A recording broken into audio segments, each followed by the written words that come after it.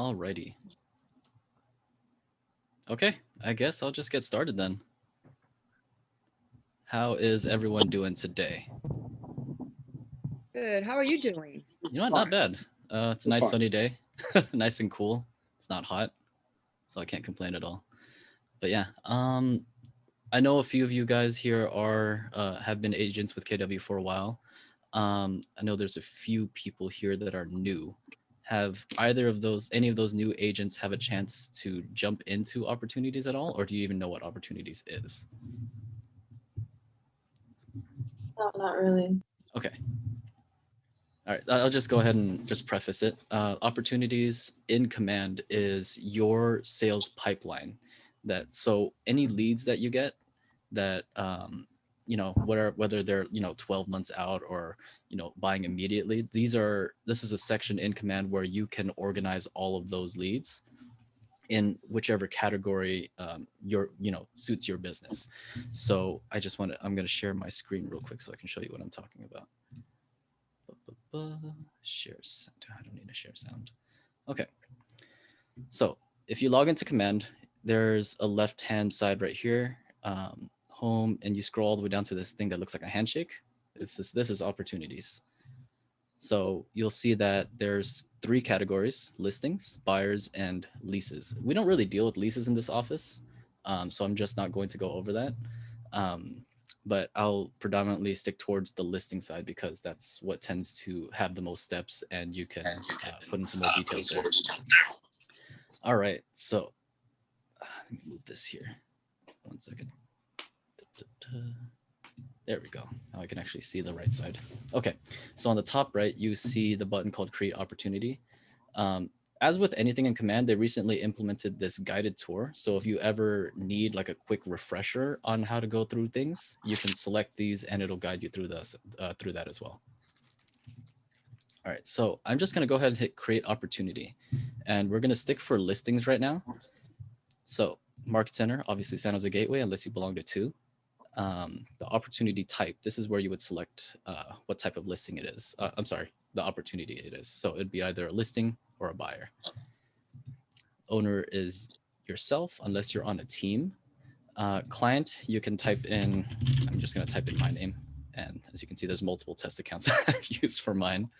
And the opportunity name, this is kind of up to you, however you'd like to organize it.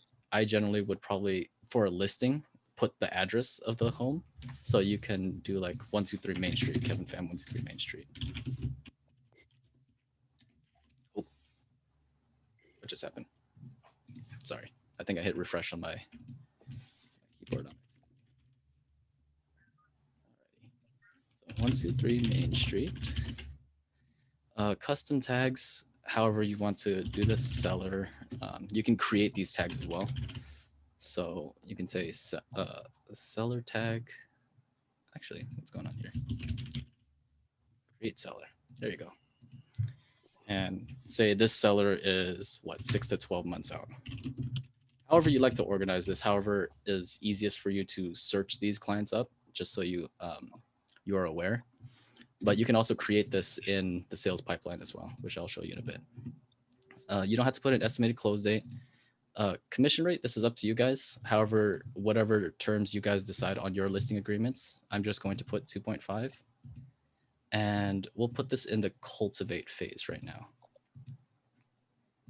And hit watch, hit create. Okay, so it'll bring you to here. So this is the actual, they call it like the contact card of this opportunity. So now when you go back to the pipeline, you'll actually see it come up here in the cultivate phase, which is the first part. So this is where it gets a little bit more interesting. You can create your own category. So for what I just did, I created like a kind of like a 6 to 12 months kind of tag that I can put on it. And it determines what your follow-up process is. So for any particular category, you can create your own checklist. So I don't know if any of the current agents, have you guys played around with checklists at all? No. No? Okay. So what you can do, this is where it gets really cool. You can you can add in any particular update you want to send out. So if there's something that you need to do for a client that's 6 to 12 months out, you can type this in here. For I guess easier explanation, I'm just going to move this over to hot. So what would you normally do when there's like a listing coming up and you're trying to get ready to set that appointment, Yvonne? Let's see. I set the appointment. I would have my comparables ready and my CMA ready. Okay. I call it a market summary. Sure.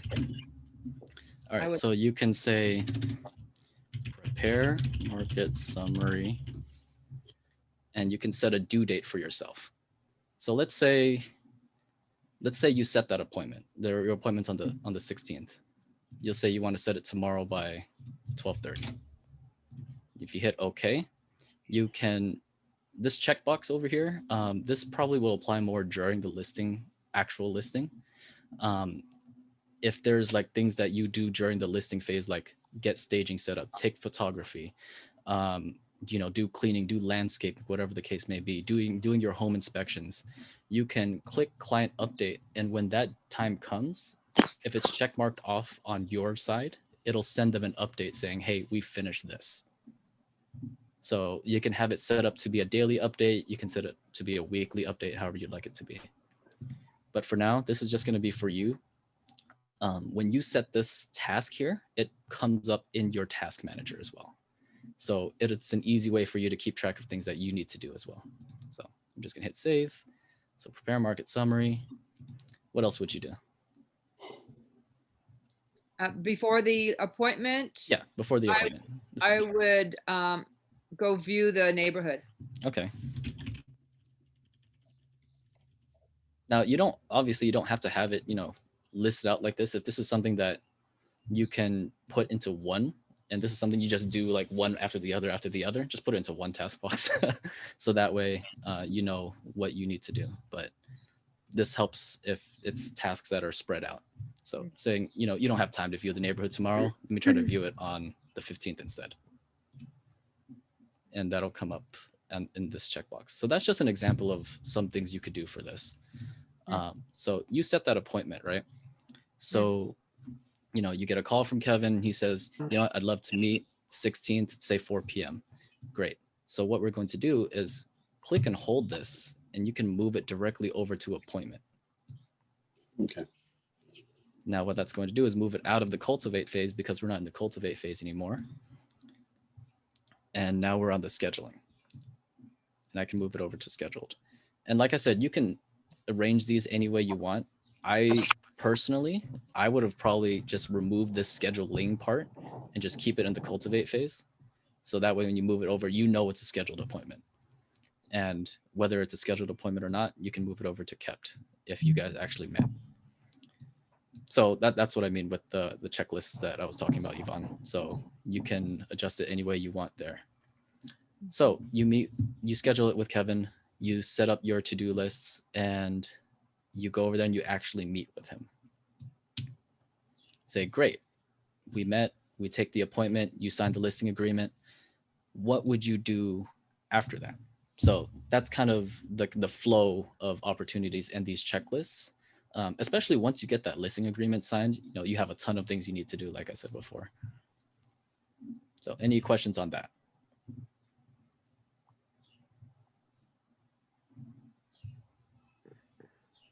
Yeah, so okay, great. So you can go through all these phases: staging, showing, negotiations.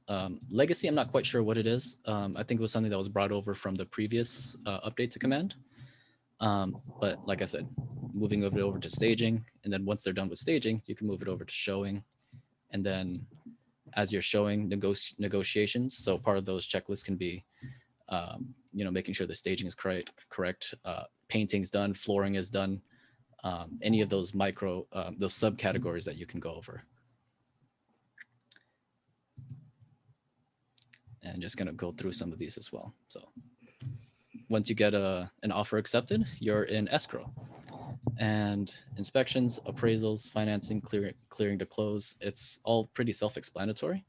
Like I said, you can organize these as you'd like by hitting edit stages. This probability number probably would apply more when you get to this cultivate an appointment phase. So you can set this as like kind of like your goal.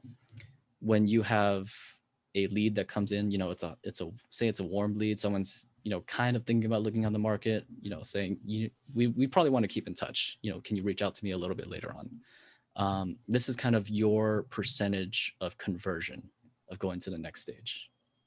Does that make sense? So if you schedule an appointment, what chances of that is that scheduled appointment? I mean, if you're scheduling an appointment, see, this is where it gets confusing. If you scheduled an appointment, what's the probability that they would keep that appointment? And if they keep that appointment, what's the probability it would go into an active contract? And so on and so forth. Because once you get here, the probability starts to dwindle down. That's more on, your marketing, getting your, however you decide to market the property, doing your Facebook ads. And, obviously we're in a hot seller's market. So, but yes. So all these different stages you can edit yourself as well. Any questions on that part? Nope. Okay. Yeah, relatively simple. It's kind of rinse and repeat of the same thing. You have your cultivate phase, you have your appointment phases, you have your active phases. So in the appointment phases, the same thing. If things are scheduled, things are kept. For buyers, if they're searching for a home, if you're starting to actually show homes, if there's negotiations that if you're starting to send out offers, which offers have you sent out? You can put that in the checklist as well, as like an update saying, hey, we sent out this particular offer and we're waiting on confirmation. And the under contract categories are the same thing. You're an escrow. If they have inspections, if you have your inspection contingency that you need to do, your appraisal, and then obviously financing. Okay. That's kind of like a quick run through of everything. The dashboard that you see here, they'll kind of show you based on what you put in. This is why it's really important for you to put in all of your leads and making sure that you have it all kind of planned out and you're moving things from one category to the next, because that'll update what you call like your potential income. So based on the number of opportunities you have put in and the dollar amounts you've put in, what is your potential income from this? And based off of your conversion that you put in, what is your probable income from actually converting these leads? What would you probably actually get from it? And that's the same thing with the buyers. Okay. Is there anything in this you'd like me to go over again? Oh, I don't know what happened there. Sorry. Or any general questions, I guess is probably the best thing. Can you go over like briefly creating an opportunity? Just like the Sure. So you hit this top right button right here. It says create opportunity. So let's create one for a buyer this time. So opportunity type. Before that, Kevin, Sure. you have to have the contact, correct? Yes, you would actually have to have the contact that you put in. So if you'd like, I can start from there. Yeah, just for the newer agents. Sure. So contacts is this kind of silhouette icon right over here. You would click on that and you would search whichever contact it is. For newer agents' sake, I'm just going to add in another contact. This is just going to be me. So test Kevin. Relationship. If they have a spouse, you can add their contact in here as well. Putting an email. So kpham@kw.com. Their primary phone number, however they'd like to be contacted. And lead source type. So this is pretty great because it'll allow you to track where your opportunities are coming from. And if this is an opportunity that closes, you'll be able to see what proportion of your business comes from which lead source. So you can target those specific lead sources more or adjust as necessary. So like if Facebook ads isn't working out for you and you're not closing any of these leads, then you could probably adjust your marketing strategy and your lead generation from there. So for this, I'm just going to say circle prospecting. Mark as lead, and you can add it to your sales pipeline, which is your opportunities, and tag it however you'd want. So for this one, I'm going to do a buyer. Oh, as soon as I can find it.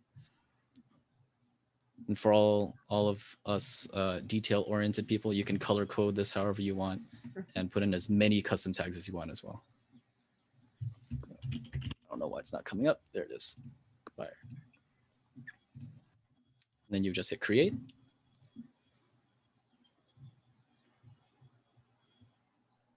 Oh, let me just change this email then.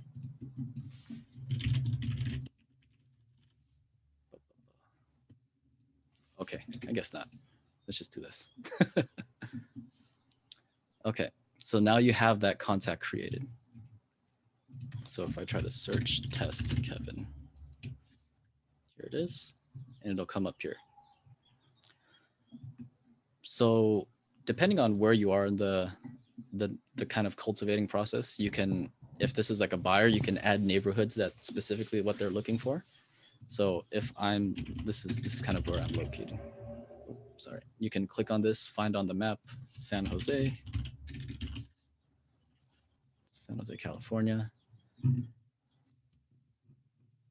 And there are certain neighborhoods that are drawn out here. So let's just say that I'm looking for somewhere in downtown Campbell. I'll just click on that and hit save. This kind of is kind of encroaching on another class, but just for just to explain, this kind of will give you the opportunity to send out market updates. So when you set someone up on in a smart plan, and it's called a monthly neighborhood nurture, it'll send them details based off of whatever you put into their neighborhoods. So it allows them to keep up to date on the number of active listings, what's the average sales price per square foot, how many homes have sold, what's the average days on market as well. All right, so I'm just going to move on to this here. So you'll see in your timeline, anything that you do in opportunities, including those checklists, will show up in this timeline. So it'll allow you to track those a little bit better. All right. You can also create an opportunity from this page as well, going directly into the contact card and just clicking right here, and the same screen will come up. That's a bright background art. You just turned on your video and I just saw you come up. That's funny. Sorry, I was on the phone before. Sorry about that. No worries. Are we looking at the how to create the opportunities right now? Yes. Okay. If there's anything that you need to look over again, I went over kind of like a quick overview of the stages and creating a listing opportunity. So right now we're just in the creating a contact and creating an opportunity from there. Okay. Okay. Yep. Thank you. Yep. It's going to be recorded, so you can definitely go back there. Okay. So same thing here. For buyers, I would probably just leave it as a buyer. Change this to an opportunity type as a buyer instead. And let's say the same thing. He's looking out 6 to 12 months. And you can even do like, if he's pre-approved or not as a custom tag as well. So what information you need to look for. Estimated close date doesn't really apply to here. Time frame. The 6 You is put out 12 months. Sorry, go ahead. created yourself, the 6 to 12 months. Yeah, you can create any custom tag from here. So I can say, this is not a tag. And I can just create it. You just click on that button. So however you want to organize and what makes sense for your business, I would do that. So for a buyer, obviously, they have a budget. What is their budget? Have they been pre-approved? So for me, I'm just going to say you have confirmation that I'm looking for a house about $1 million. Commission rate is going to vary depending on obviously the listing. So some people offer 3%, some people offer 2.5%. If there's like dual variable listings out there, which means that if it's kind of like varied based on if that listing agent finds that buyer and they kind of do a double-ended deal. But typically Gateway, if you're a listing agent, you'll pay the buyer's agent 2.5%. So I'm just going to keep it at 2.5% here. All right. So cultivate phase. This is typically where most of your leads will start because, you know, everything you do now tends to show up about a quarter later.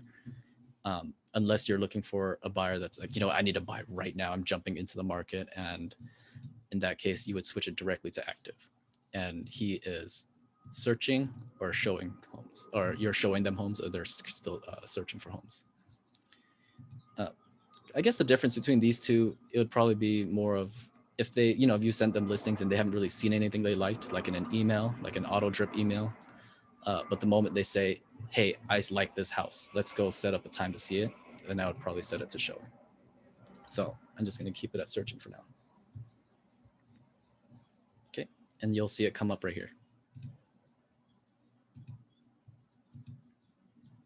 And if I click on it, it'll go directly to that opportunity in opportunities.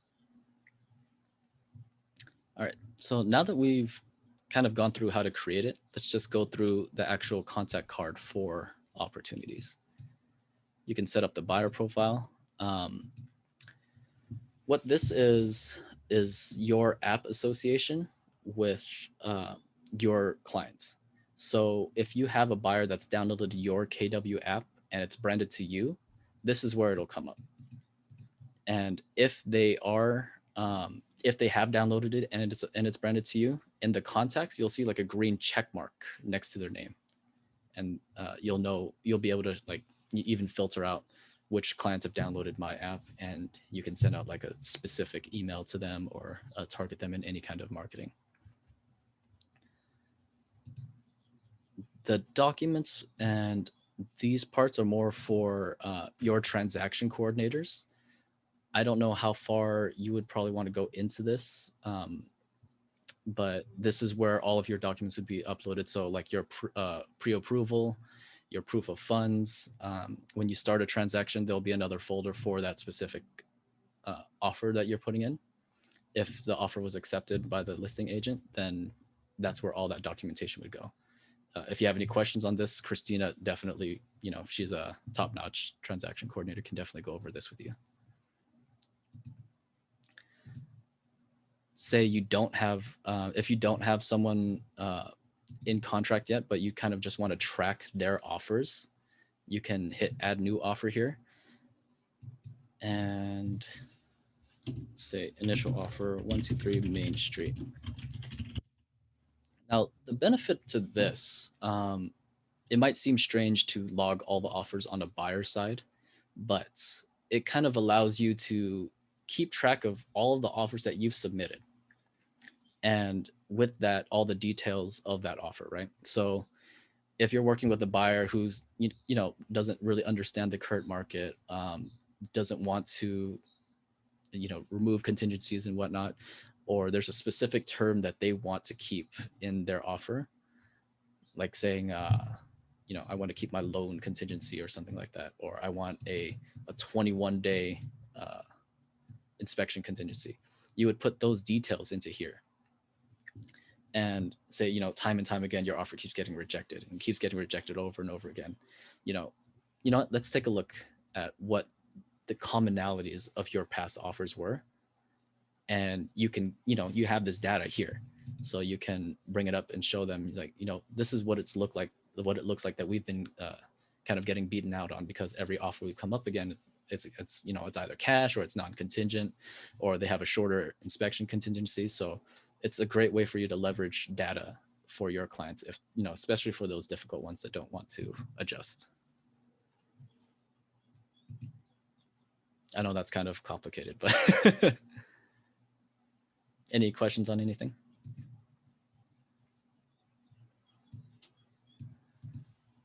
Kevin, Okay. Sure. Could you please show one about how to create an opportunity for the listing? A listing? Yes, Yeah. please. Does anyone mind if I go over that again real quick?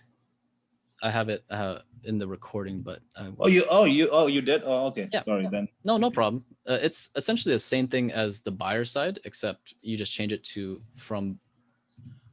Right. They have the thing is they had what I came, the challenge which I came across was there are multiple tags, and I don't know how to select which tags from which source, and how does that impact in the command, or is something which we have to consider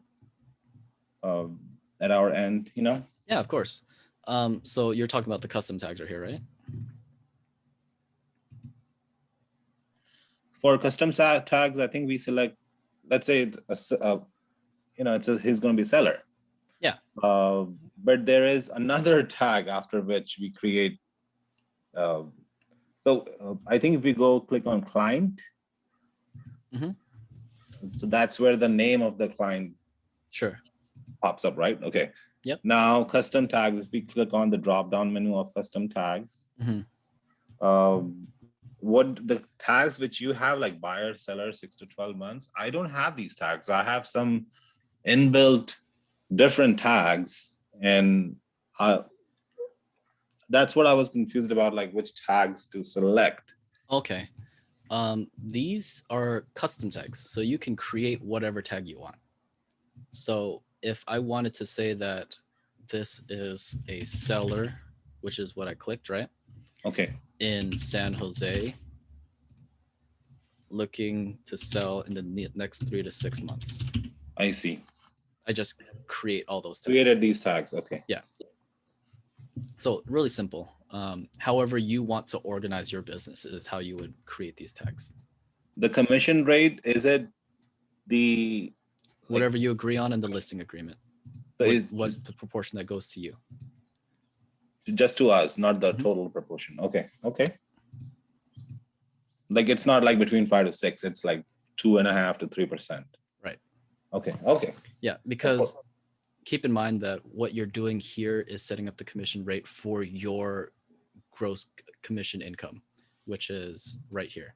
So if you put 5 to 6%, it's going to show up as 5 to 6% in your potential income. Okay.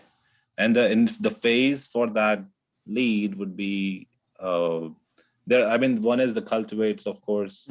There is cultivate. There is sure. Let's take a look at it. So you have all these categories right here. You can set up specific checklists for each of these categories. So let's just say that you're dealing with a seller and you are doing some cold calling and it's a FISBO, and you know what he says, that I'm not doing so good on the market. Can you meet with me tomorrow? Okay. You would go directly to the appointment phase and say that this appointment was scheduled. Does that make sense? Yes. And you can adjust these as you want as well. So if scheduling doesn't make sense for you, you can just go into here on the top right and just delete it. I see. Now, when you go back to the listing appointments, you only have scheduled and you have kept, because those are the conversions that you want to track. Okay. Is there a place where all the documents, or let's say the seller signed the listing agreement, we could store it somewhere?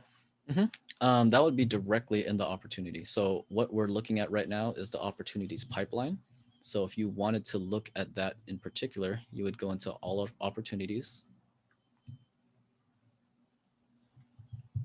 and then click on the one that you were looking at. So for me, it was test Kevin. And then documents would go right here. Oh, okay. Okay. I see. All right. Yeah. Okay. Awesome. Thank you. Yeah, of course. Any other questions on that? Yeah. And for Art, if you ever need any kind of refresher, there's this purple kind of guided tour thing right here. If you click on it, it'll walk you through any of these and kind of give you purple bubbles on where to click and explanations on why and when you would click them. Okay. Yep. So like if I wanted to go through edit stages, I would click on a phase to edit stage, click edit stages, and it would bring you directly to here. So with explanations on all the different sections. Okay. Great. Okay. Now I know that was kind of like a more condensed class. Is there I just wanted to open up to any general questions. It doesn't have to be about opportunities. It can be about how you organize things and how it relates to opportunities. It can be about smart plans. Kind of give you guys the floor for about the next 15 minutes.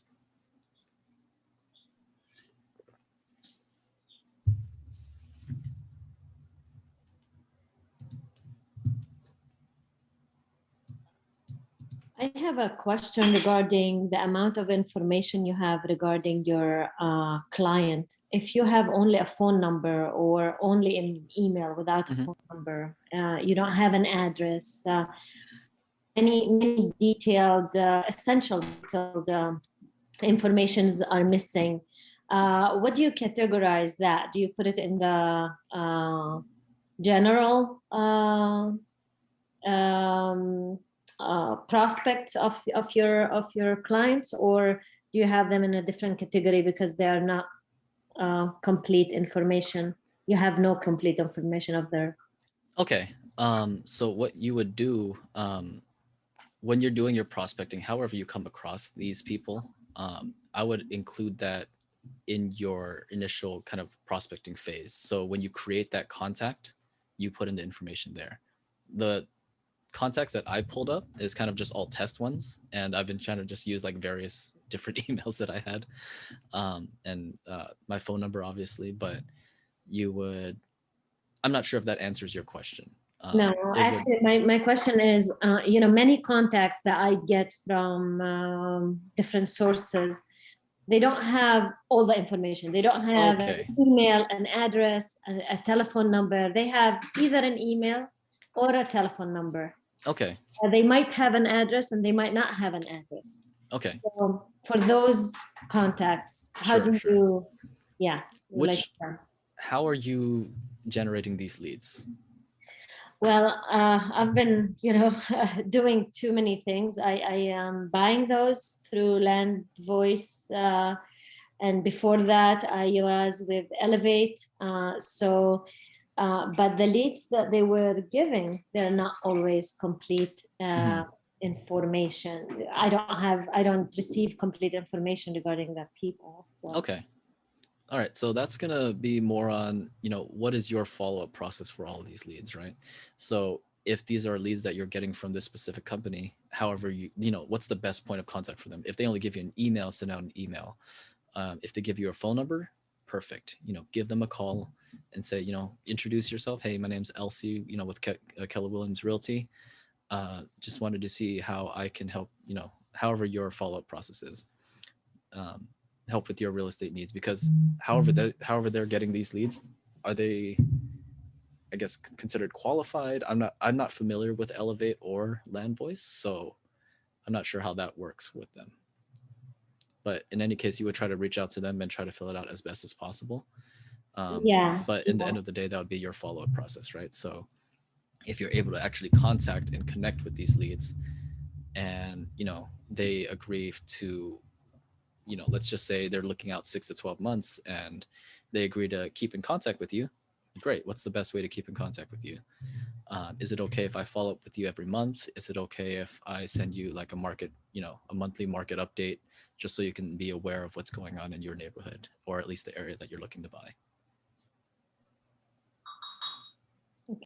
So you don't put them as leads until you have more complete information. I would probably still put them as leads. Yeah. Yeah, because that categorizes them as a lead, and you can target them as a lead. Yeah, whether or not they go into opportunities, if that's what you mean, I wouldn't put someone into opportunities that I haven't contacted at all. Yeah, definitely. Does that make sense? Yes. Yeah. Okay. Thank you. Yeah.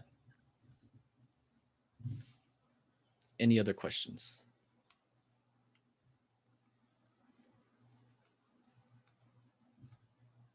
I was kind of on the same boat as Elsie. Okay.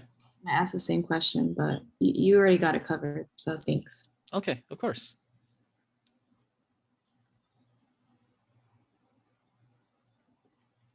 Yeah, it doesn't have to be opportunities related. Anything KW technology related, I'm more than happy to address right now.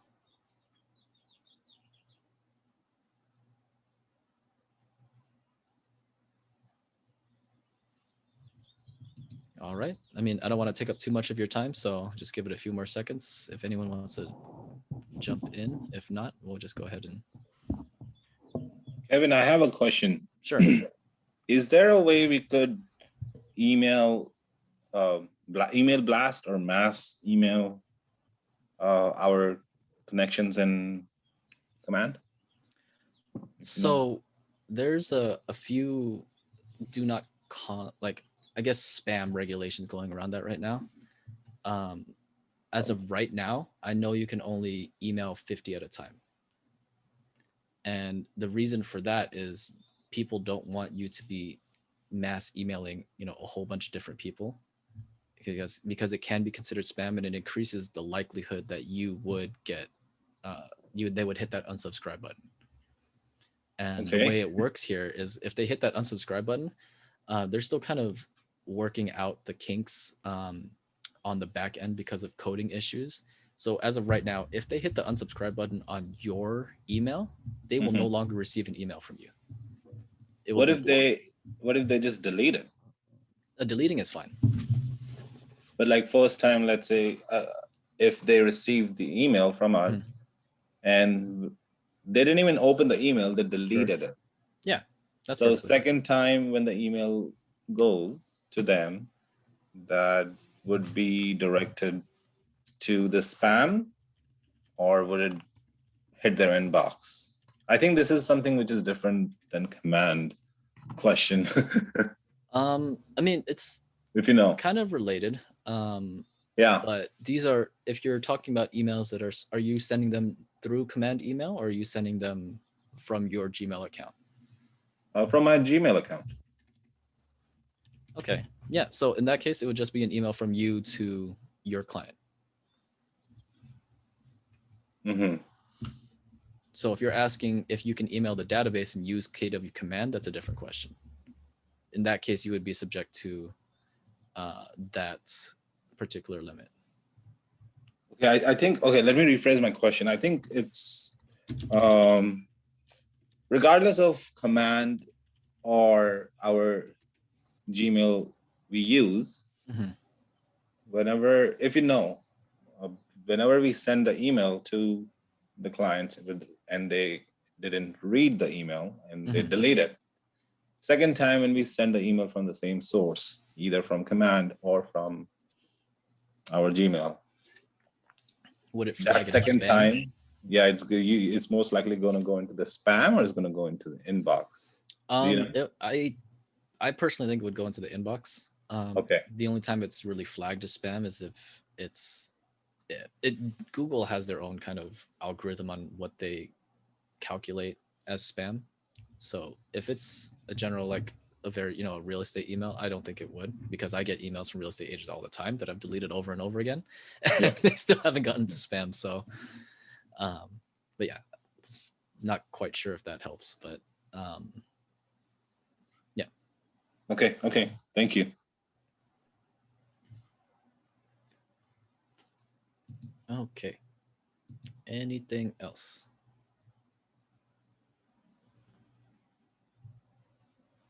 Not for me. Thank you okay. for your time, Kevin. Yeah, of course. I'm just gonna put this into the chat real quick. If there's ever a time where you guys want to schedule like a quick 30-minute time block, if you have any specific questions or anything you want me to go over in more detail, just schedule a time with me through that link that I just put in the chat. As far as the YouTube channel, Maria, I'm not sure which one it is. I do know that Laura uploads these recordings and she puts it on the Facebook group. So I'm not sure if she'll put this one up there or, oh, yes. Hi, Laura. What's the question? Is there a YouTube channel that you upload these to, or is it Facebook? Yeah.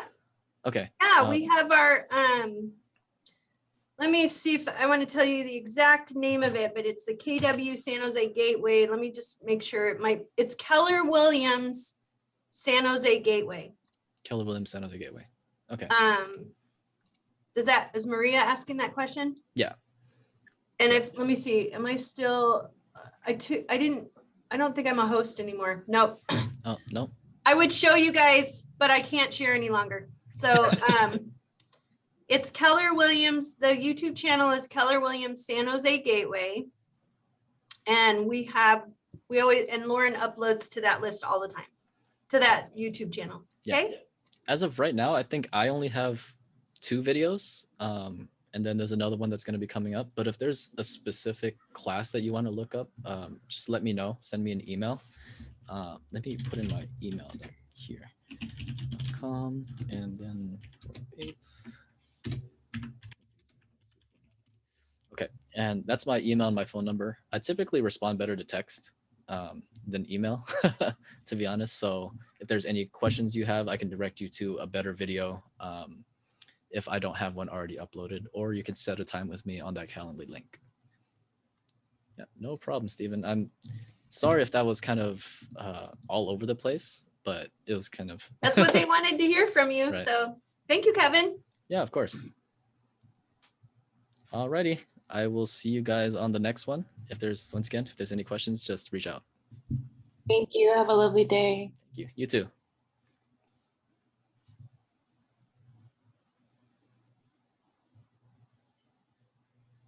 Thank you, Kevin. Thank you. Thank you for coming. Thank you.